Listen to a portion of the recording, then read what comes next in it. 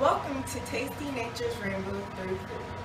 Hi, my name is Bria Green, and I'm going to be your personal chef for the next 12 months. Today, we are going to start off with a short quiz just to test your knowledge to see if you know anything about the topic. So, what you have in front of you is a quiz, and I'm going to ask you to take at least 3 minutes to fill it out.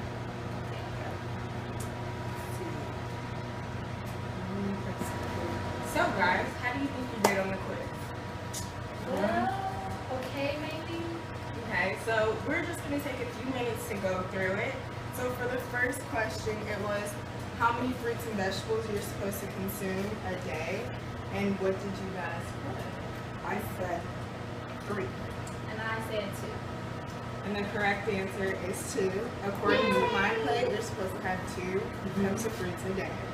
So for the next question, it's how many fruits and how many vegetables are required per day? So what did you guys put? 3. I said 6. 6. That's a little high, but the correct answer is 3. Yay! The next question is when is the best time to buy cheap fruits and vegetables? I said B. In season. In season. That is correct. True or false? Fresh is better than frozen. True. False. The correct answer is false. Fresh is not always better than frozen. In circumstances, if you do, if fresh produce is more expensive, you can always have an alternative to go with frozen. The next question is, what do cruciferous vegetables do? What do you guys think? Lower cancer rate? What do you think? I wasn't really sure, so I just said all of the above. Yes, it is all of the above. So sorry, Taylor. The next question is, what are examples of cruciferous vegetables? Which ones do you think they are? I said D, which was of A and C, broccoli and kale, because cheese is not really a vegetable. Same? Same. Okay, that is correct. What do antioxidants and phytochemical fruits and vegetables do? Do you guys know? Have the capability to lower risk of cancer. Okay, what did you say? I said this. Alright, that is correct. And last question. Examples of antioxidants and phytochemical fruits and vegetables include which of the following? I said grape. I said beets. Actually, it's all the above. Oh, So, okay. grapefruits, beets, and pomegranates, etc., etc. So, good. I guess I can take those from you guys. So, do you guys know why you are here today? Why you're in this intervention program? You didn't have any reason why? Breast cancer and healthy ways to prevent or counteract. So you guys are here today because African American women have the highest mortality rate in breast cancer than white women. And so ways to have preventative measures, even though you guys do not have breast cancer yet, not saying you will, is to increase your intake of fruits and vegetables. Also, it's been found that African Americans do have higher weight gain after menopause and in their middle age years, so 40 to 55. And so it's more likely that breast cancer can show up then as well.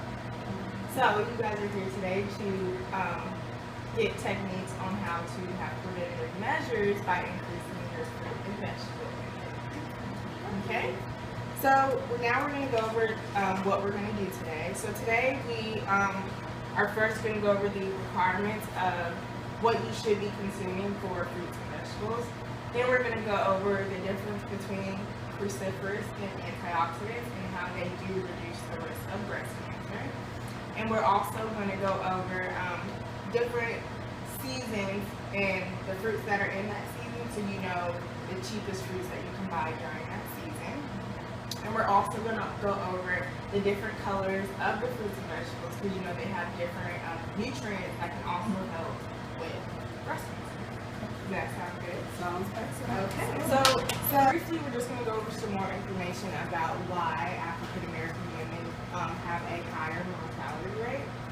It has been found that African American women have a more aggressive tumor, which is unfortunate, as well as we do get screenings. It's just we don't follow up with the treatment because we don't think we are as susceptible to the disease, and we don't think it is as severe as we think it really is, even though we do have a more aggressive tumor. Also, we have decreased our consumption in fruits and vegetables because America's economy is increasing and you see more fast food chains, and having a low socioeconomic status puts you towards eating more fast food because they are cheaper. So, and also we do have a lack of physical activity. So we are here today to help you find different ways you can incorporate fruits and vegetables in your diet so therefore you can have a healthier lifestyle. Alright? Why do you guys think fruits and vegetables are important for the diet? Well, my doctor told me that my intake of fruits and vegetables will help increase my chances of getting high blood pressure and heart disease and diabetes. So control your weight. yeah, I know when I do eat more fruits and vegetables in my day, I feel better, feel lighter, and I'm more alert. Yes, those are some great positive effects. You're all correct. I'm just going to name some other positive effects that fruits and vegetables do have on the body. They do lower some types of cancers. Like you said, they boost your energy. They make you feel great. They also reduce the risk of type 2 diabetes. And like you said, they control blood pressure, hypertension, all that great stuff. So, now we're going to go over the requirements of how much fruits and vegetables you should take. So if you want to pull out this sheet that looks like this,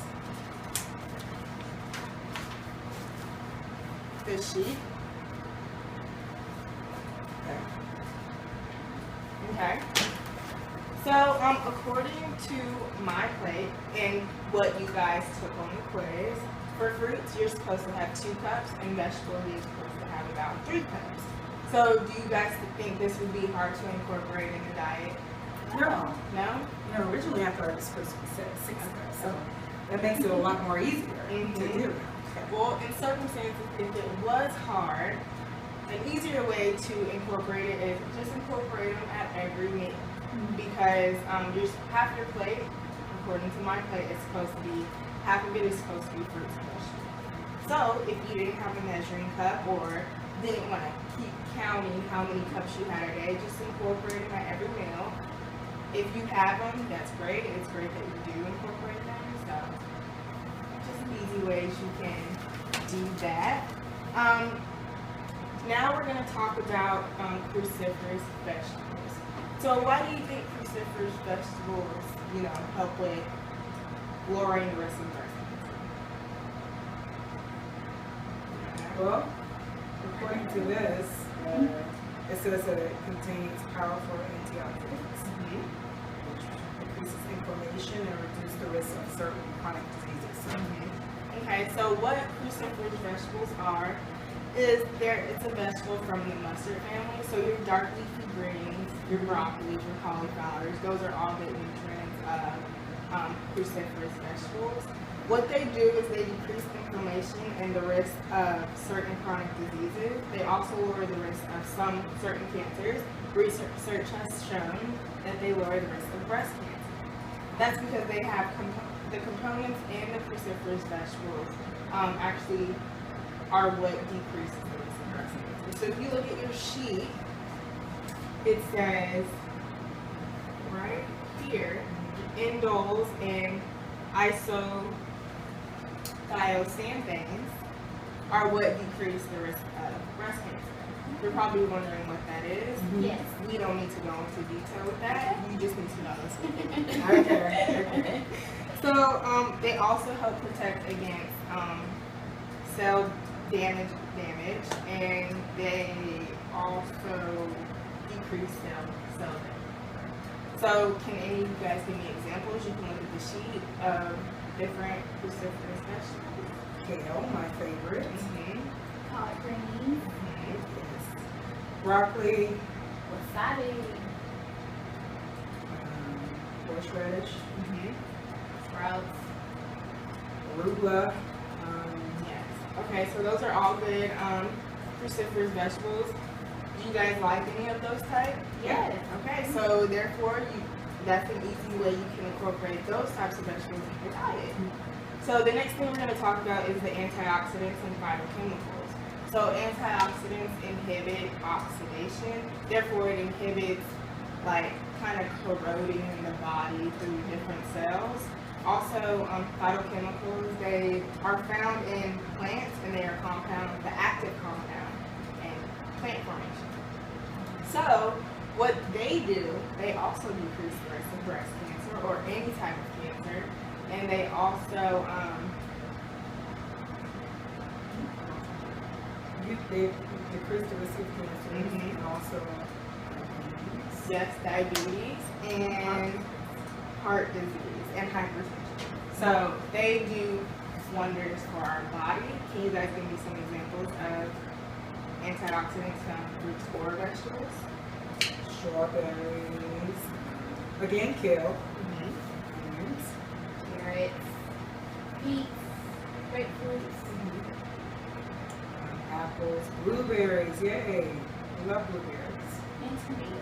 Okay, so you like blueberries. Therefore, every morning. You can incorporate those in your breakfast or lunch, anywhere, so you can get those nutrients in your body to lower the risk of breast cancer. All right, so y'all did great on knowing the cruciferous and the antioxidant fruits and vegetables. So now we're going to talk about different fruits and vegetables during different seasons and how you can buy inexpensive vegetables. So, if you want to, you can pull out this sheet right here. That just talks about, it lists fruits and vegetables in the season they are grown in, and they also show like great ways to buy have a variety of fruits and vegetables, so therefore you can buy inexpensive ones. If, like I said before, if there is a circumstance where the fresh fruit or vegetable is not on sale or they are not in season, you can always opt for frozen.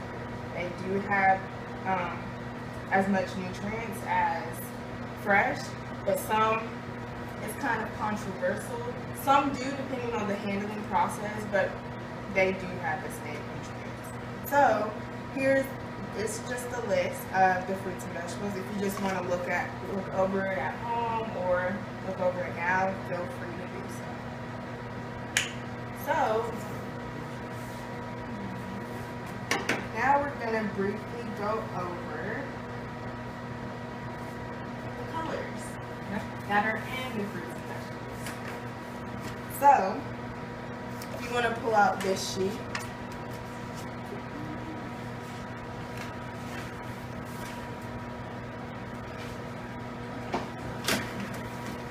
we're just going to go over what each color does and what nutrients they have in it. So you see you have red, the color red, at the top.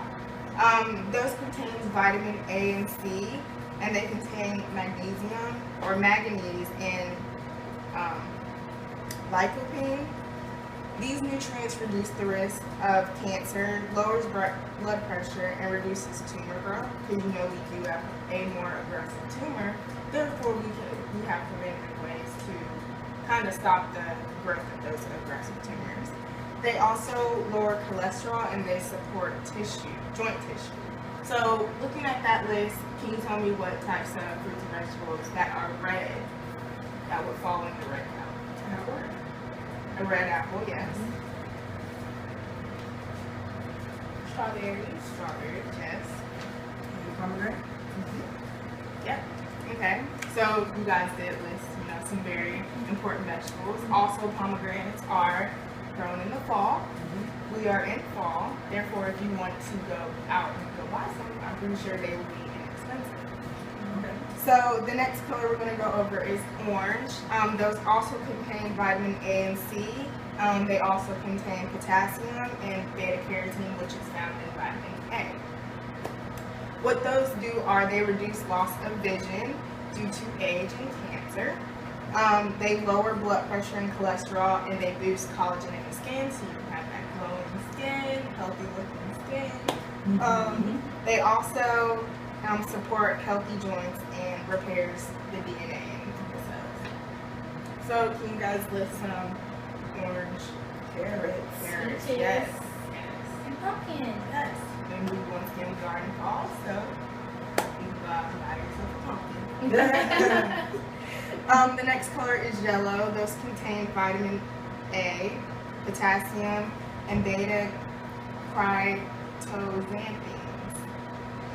So these nutrients prevent heart disease, reduce loss of vision due to age, and reduces the risk of cataracts. I'm just kidding. Cataracts.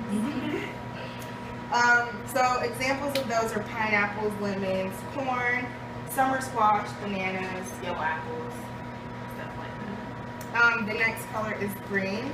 Those contain nutrients like calcium, potassium, iron, fiber, so you can have a healthy bowel movement. They also contain the B vitamins and folate and vitamin C, E, and K. So green vegetables, like the cruciferous vegetables, because if you notice they were all green, those have the most nutrients. They are like our lifesaver vegetables. So those vegetables inhibit cancer, or the actions that cause cancer, so tumor growth, any like symptoms that cause cancer. They also promote healthy bodily functions, so you can have a healthy bowel. So those some vegetables that are found in the green family are broccoli, avocado, kale, grapes, collard greens, turnips, honeydew melon. So the next color is blue and purple. Those contain vitamin C and K, and magnesium, and phytonutrients such as phenolic, which are found in grapefruit, and anthocyanins, which are the colors, so it gives it that blue color. Those help reduce the risk of cancer, heart disease, and Alzheimer's, and they also improve your memory. And they slow the process of aging. So, can you guys give me some examples of blue or purple fruits and vegetables? Blueberries. Yes, purple grapes. So you like the blueberries. I do. So therefore, you are getting the functions of what those nutrients do. So you're improving your memory, you're reducing the risk of breast cancer or any type of cancer at that. And your grapes, you're also doing a fabulous job. Trying to look young and healthy. So the next color that we have is white. You would never think that white vegetables would be in that color spectrum, but they do. They have great nutrients that help, lower the risk of cancers or breast cancer. So what they have in it are vitamin B9, vitamin C, and vitamin K. They also have flavonoids and beta-glucans, which are found in different plants. They make up kind of the structure of plants, different kind of vegetables. These nutrients activate natural killer cells, so you have your B killer and your T cells. They support immunity and balance your hormone levels. So you know that estrogen in the body kind of promotes on the onset of breast cancer. So if you eat white colored fruits or vegetables, that can kind of balance out your levels, your hormone levels. So different types of vegetables, because there aren't really fruits that are white. You have ginger root, you have garlic, onion, cauliflower, mushrooms, and parsnips and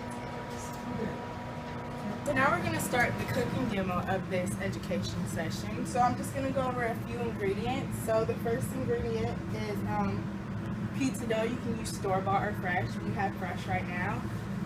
Cheese, mozzarella cheese, a cup of broccoli, half a cup of pesto. This is store-bought pesto, but if you wanted to make your own, you can do that as well.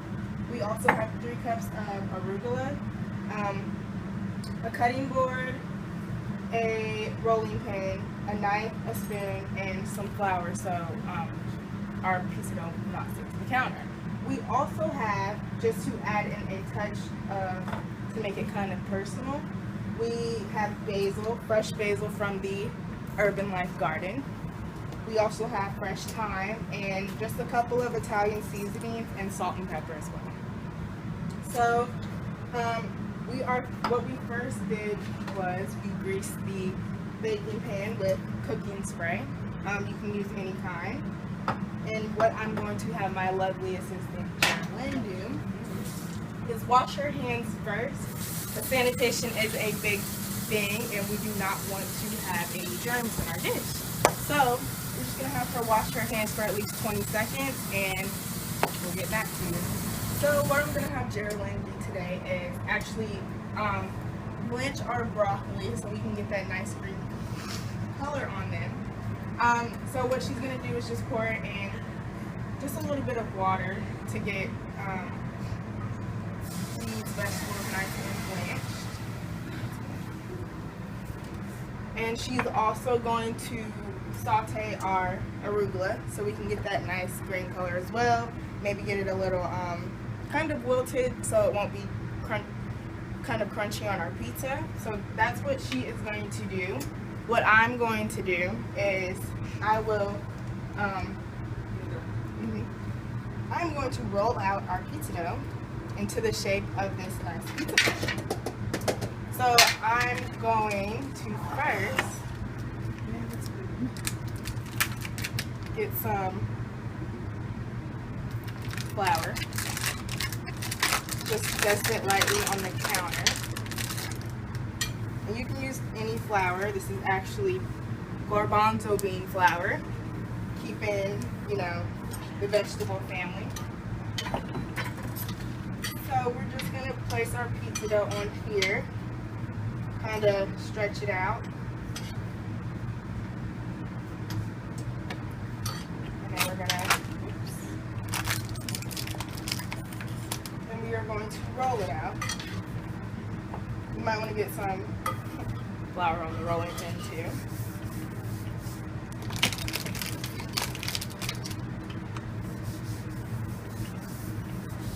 And after I get this rolled out, then we will show you the next steps to take to make this. Okay, so we just finished rolling out our dough.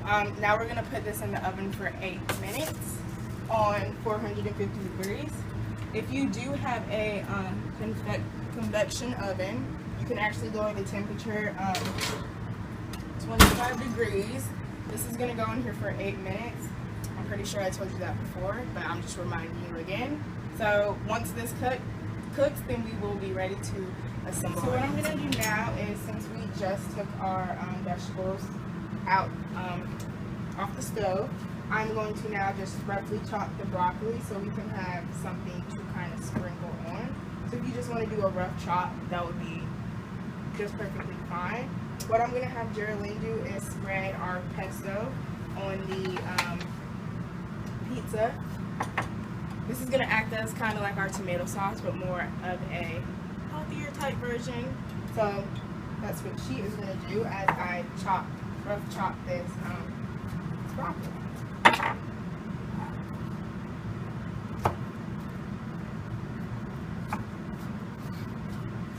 Also, I did chop up our basil as well and our thyme, so I can incorporate it in with the pizza. I'm now going to just season our vegetables with a little bit of Italian seasoning, just to give it more flavor. You could have done this while they were blanching as well, but it tastes better when you take it out and season it, just to give it more flavor. good.